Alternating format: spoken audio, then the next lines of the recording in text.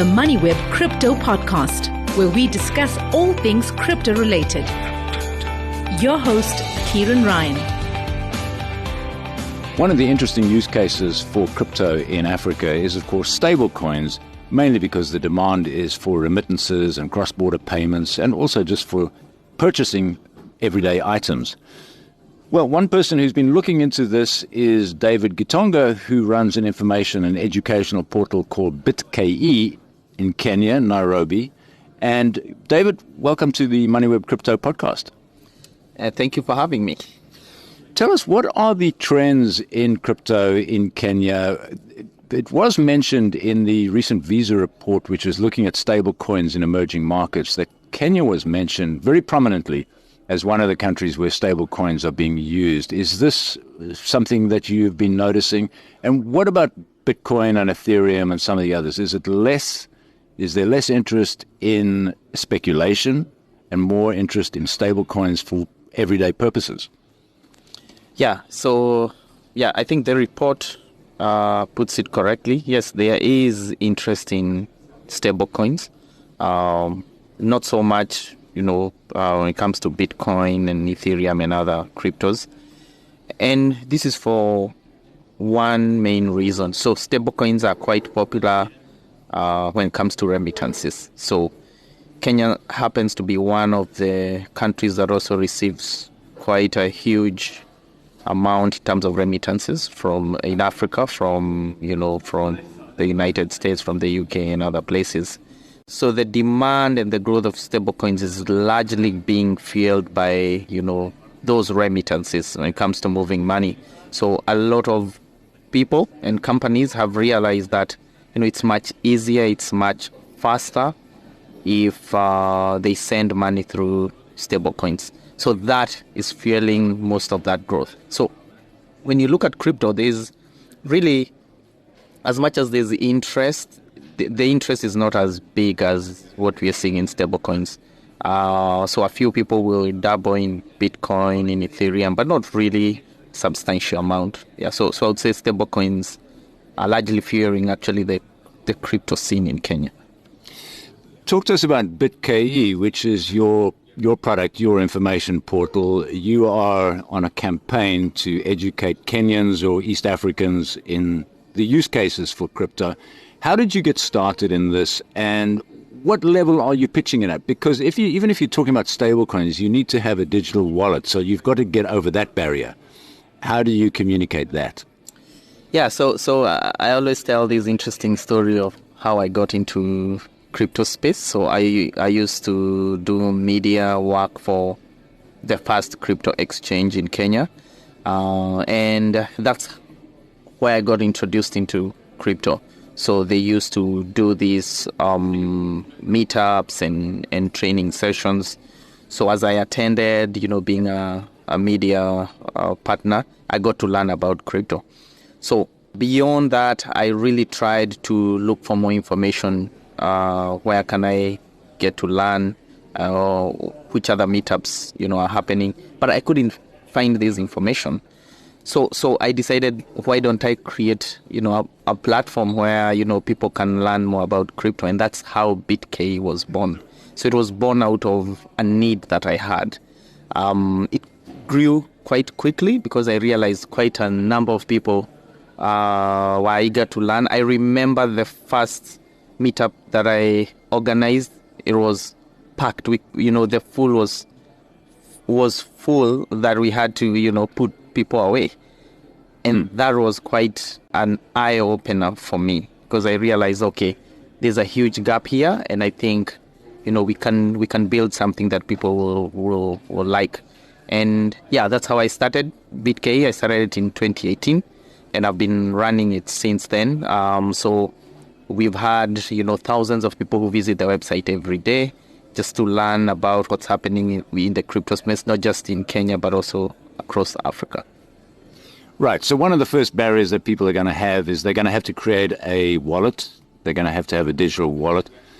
Is that one of the things that you're helping people with? Is that's the first barrier? And then, of course, making a transfer, putting some fiat, some Kenyan shillings into that wallet. How do people get started?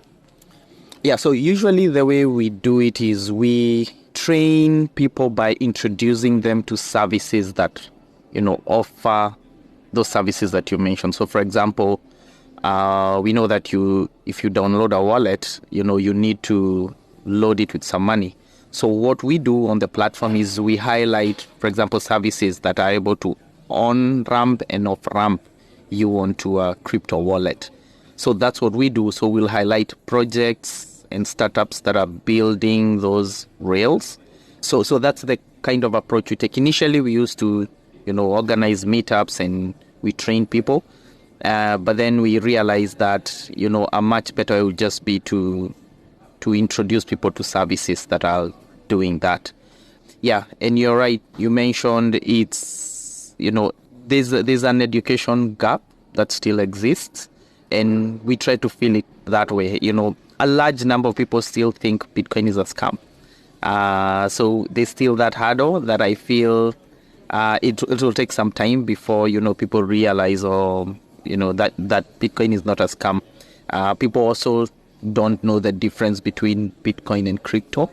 So every time we talk about Bitcoin or Ethereum, they think it's crypto. And another misconception is, you can make quick money from holding crypto. So people, for example, will come and say, okay, how much do I need to buy so that I can make $100? Or how fast can I make $100? So there are these questions that people have. They assume, you just buy crypto, it's an investment. After 2-3 days, you make, double the money or you make a quick profit. And a lot of this has been fueled by the scams that have been around. So scammers will come with the idea that, buy this and I'll triple your earnings in a day or 2 days or in 24 hours. So that is still the prevalent narrative. And, we have to debunk it by, showing people that that's just not true. So you need to learn, you need to educate yourself before you even, get into crypto. Right, and I suppose people are using social media a lot as a way to promote these scams. Is that where you spend a lot of your time debunking these things, these impossibly attractive-sounding returns, and telling people not to go near them? So initially we used to use social media, yes, a lot. Every time we publish an article on our website, we used to, go on social media. We used to create videos as well. But then over time, we realized actually the best way we'll be able to educate people is to just create more content on the website. So from the website, so we've had many people who just reshare that content on social media. So we just do basic social media, but a lot of the sharing happens, by other people. So yeah, social media is an important tool, but we sort of create content so that, other people use social media to spread the word. Yeah, I mean, the scammers are also using social media, isn't it? That's how they promote their schemes. Yes, correct. So they use Facebook. You're going to find them on Instagram. So unfortunately, they are really good at it. So I think scammers have a talent when it comes to getting people to buy into their ideas, and I feel like that's just something we'll have to deal with for quite some time until people wake up to the reality. And also something else that we try to do is we try and let people know that there is a credible website they can go to get reliable information. I think that is really important, because unless people know that they can go somewhere, they'll always fall prey to scammers. Right. Now, you mentioned in the beginning that you held an event and it was an overflow and you had to turn people away. So there's clearly a lot of interest in crypto. But I'm interested to find out about the demographics of the adoption, who's adopting crypto in Kenya. Are these people who are fairly sophisticated, they understand the financial system, they're already dealing with bank accounts, or is it across the board?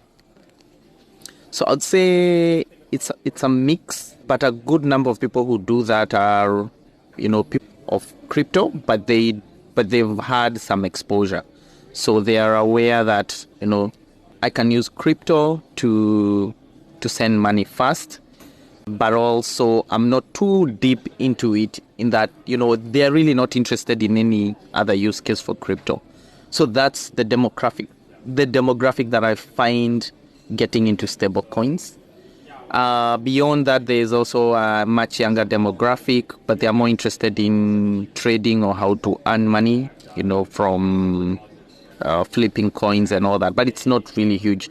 The demographic that's actually moving volumes it's a working demographic that's only interested in how do I move my money faster across borders.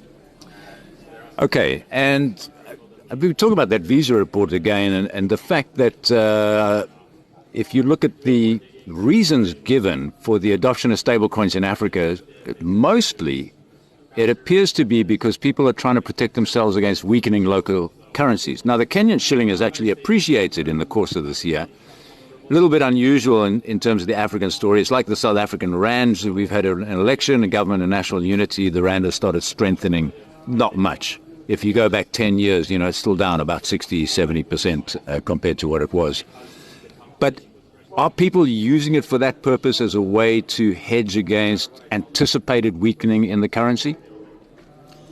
So in terms of hedging, I'd say that has mostly happened in the countries you've mentioned, Nigeria and South Africa. When it comes to Kenya, I have not seen much adoption from hedging. And for those reasons that you mentioned, I don't think Kenyans really understand inflation, at the same level maybe a Nigerian would, because if you look at the Kenya shilling, it's fairly stable. Most people still, as much as most people don't have a lot of money, there's a statistic that came out that there are very few bank accounts in Kenya, but it's largely because people don't have money to bank. So the worry is not so much on inflation, so much on how do I move my money. So that's what's driving, adoption. I think to an average Kenyan, inflation, it's never an issue that they worry about too much. And are there any stats available or adopted crypto in any form? So that's the big question. Still, no one fully knows the number. So a few numbers have been thrown around.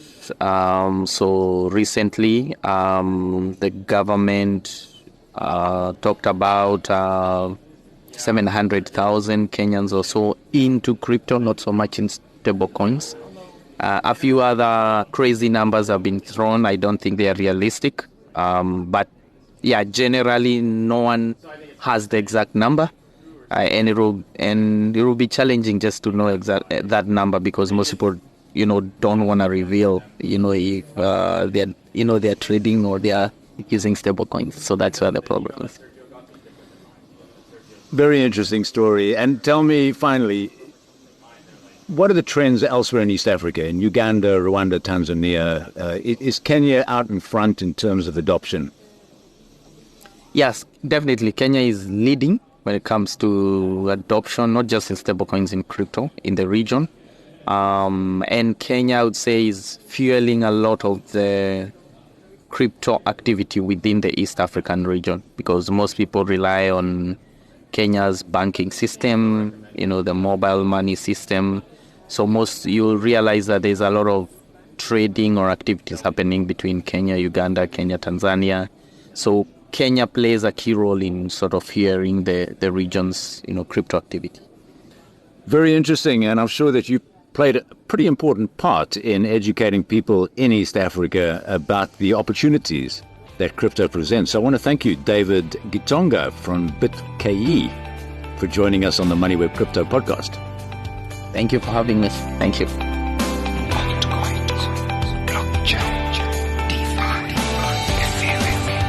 Thanks for listening to the Moneyweb Crypto Podcast, hosted by Kieran Ryan. To listen to our other podcasts, go to moneyweb.co.za or the Moneyweb app and follow Moneyweb News for daily updates.